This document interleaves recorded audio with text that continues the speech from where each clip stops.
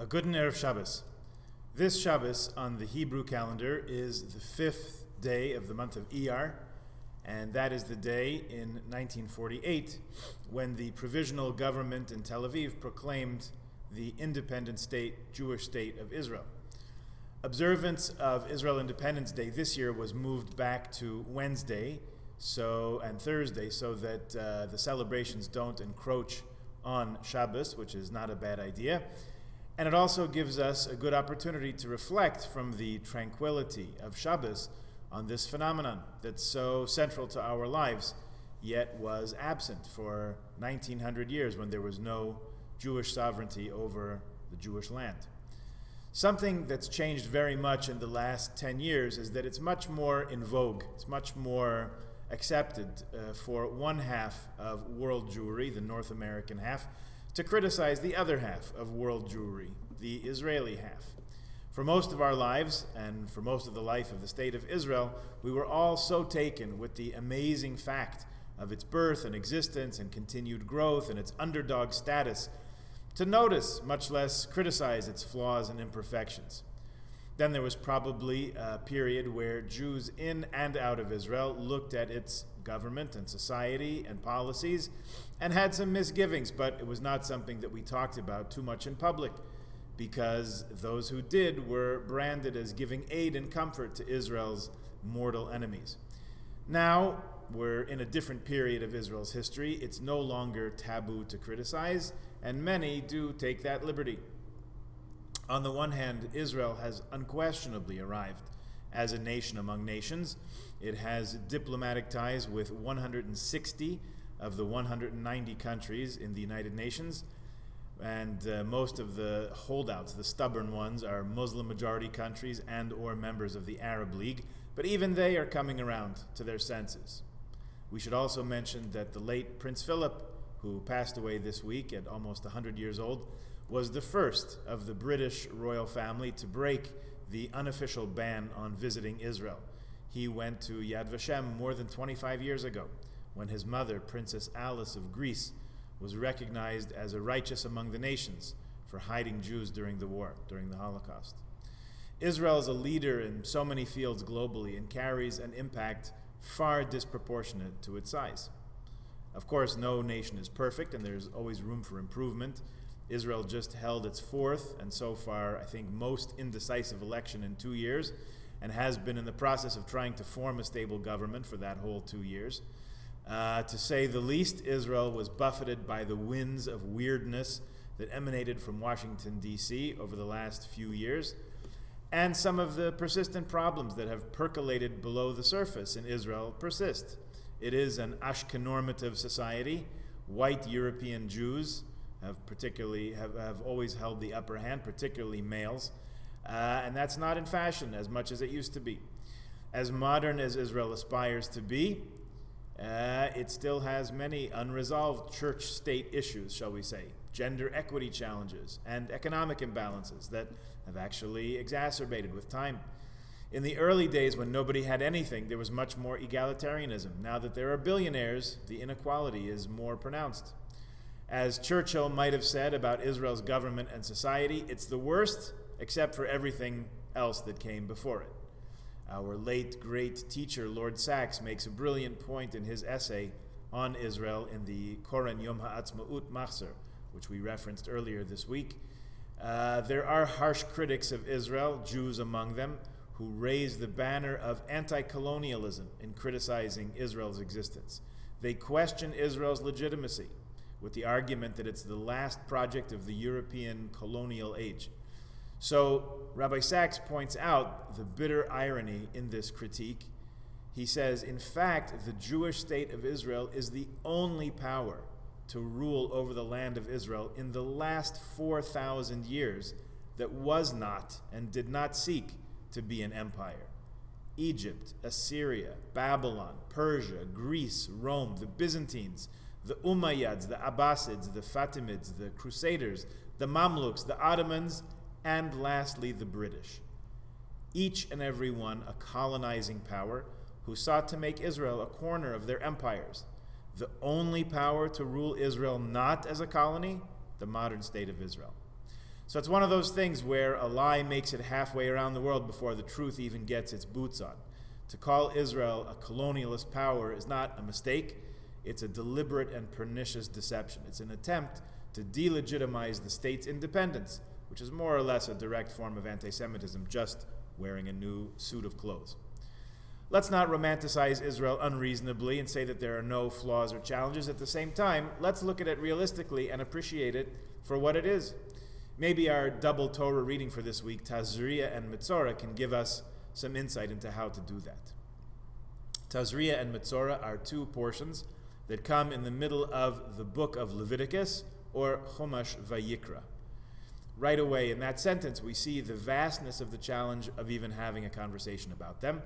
Leviticus is the Greek term for Chumash Vayikra, so on the one hand they're equivalent, and yet they're very different. When we say Leviticus, it has to do with Levites, priestly functions. In the main, it's about Tuma and Tahara, and we had a lively and inconclusive discussion this week in one of our shiurim about what comes to mind when these relations, when these states of being in relation to entry, when we translate these as ritual impurity or ritual purity and so on. Tuma and Tahara are really imperceptible states of being. And they govern a person's ability to enter into the temple and eat sacred foods like tithes, trumas, and maasros, and all that. And while the entire Chumash of Vayikra is occupied mostly with these concepts and with the mitzvahs of korbanos, which most translate as offerings or sacrifices, a korban, in fact, in Hebrew, is derived from the word to come close, to approach, to get close to Hashem. So if you look at the book of Leviticus, you'll find a list of regulations for ritual purity and impurity, mainly pertinent to the priestly functions. So it sounds pretty technical, sounds pretty abstract, pretty removed from our lives. However, if you shift perspective a little bit and think of Chumash Vayikra, Vayikra means He called, Hashem called, God called to us. And let's say rather that Chumash Vayikra is a call to what? To come close. It's a call to come close. That's very different. It's a very different perspective, and we lose it when we translate into English. What can we do? Right? We're English speakers, but let's also remember that we're Jews, and we should never limit ourselves to the restrictions that a foreign tongue, a foreign language places upon us, even if it's our mother tongue.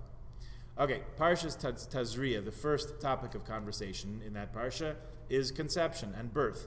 This is the most miraculous and amazing part of being human, even though it happened to each and every one of us.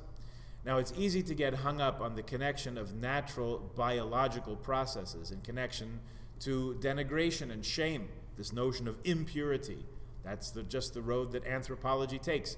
One of the most famous analyses of this concept in various cultures that undergraduates still read today in their studies is Mary Douglas's book called Purity and Danger.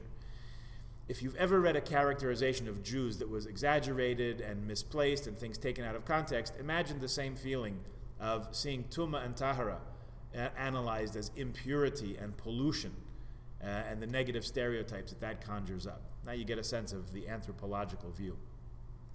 What we're talking about in Tazria is the awareness that being alive is intrinsically connected to not being alive, that birth is intimately connected to death. There are two inflection points in a person's life, when we enter the world and when we leave it.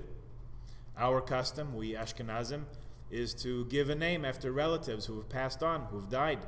So from the very beginning of life, we're using life as a way to connect us back to the dead, and in a very real way to bring the dead along with us in name and in memory. Think about that a little bit. We ought to be aware that the creation of the state of Israel, the birth of a nation, if you will, was and remains intimately connected to death. Again, birth and death, very intimately interwoven. The amazing and inspiring and uplifting and history-making birth, or let's say rebirth of Israel in 1948, came a little less than 3 Hebrew years after the end of the Holocaust, the Shoah, which those who went through it called the Churban. The small band of fighters who birthed the state, and in some cases gave their lives for it, were in significant part from among those who walked away or crawled away from the ovens and trenches and funeral pyres and killing fields of the Churban in Europe. Many others died in the struggle, and the misguided determination of Israel's enemies to prevent it from becoming born, or that it should be stillborn, chas v'shalom, resulted in many of them dying too, as also happened in Israel's numerous wars for its continued existence throughout its 73-year history.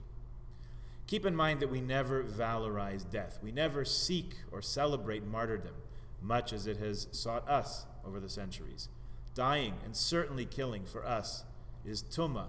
It's the hepach hachayim, the opposite of life, which we cherish and celebrate. Dying and killing is nothing to celebrate. It's something to mourn, no matter how it happens.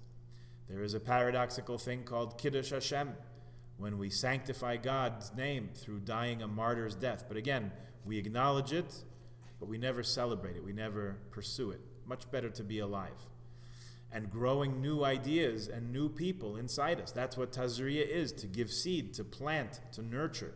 It's why we talk about the idea of fertility, and also we use the term that someone has a fertile imagination. People and ideas, those are our most precious products. An old song of the Chalutzim that we learned in summer camp, maybe you did too. Kvar charashnu v'gam zaranu, aval od lo katzarnu. We have plowed and we have planted, but we have not yet harvested. How true is that of our people in the practical sense and also in the spiritual realms? We've not yet fully enjoyed the harvest. The second of our readings this week, Metzora, is someone afflicted with a spiritual illness wherein they think and express negative views of others, and this negative energy manifests in a visible way on their skin and their clothing.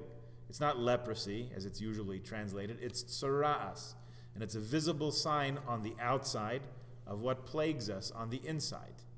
However, the greater part of Metzora is how to remedy this problem, how to grow beyond it, how to transform that negativity into something that affirms life and community and connection and humanity, specifically the humanity of others.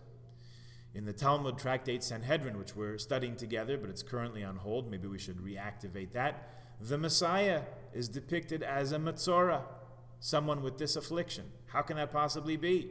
Isn't the Messiah the sign of perfection, redemption, completion, the ideal state of being? Well, yes, and there's no way to get there other than by dealing with and meeting our challenges now. The vision of what it means to be human in the Torah, the source of life, is diametrically opposed to the classical world's vision, the Greek and Roman worldview, lahavdil. There you have heroes, always victorious, superhuman, unencumbered by the realities of life. It's an impossible dream. The insight and perspective the Torah is giving us, Torah's Chaim, the Torah of life, is that there's no better arena to grow, to accomplish, and to become what we're supposed to become than being human. That involves birth, death, and most importantly, everything in between. To recognize that the struggles are complex, they're full of challenges, and they're often murkier than they are clear. One takeaway message from this double parsha and from this week's linked observance of Yom HaZikaron and Yom Haatzmaut is that being fully human is to embrace and engage, not to shy away or pretend that the complexities and the messiness of running a country and a people and our own lives don't exist. We should rather see these parshas identifying the very mixed condition of being alive and affirming life and keeping our compasses pointed in the right direction, to seek life and affirm it and uphold it always and at all times, in the worst of conditions and also in the best of times. That's why the entire Torah is called Torah's Chaim, the Torah of life, and we who hold onto it fast, it's our light and the length of our days. All its supporters are happy, and it lights our path and illuminates our lives. Shabbat Shalom.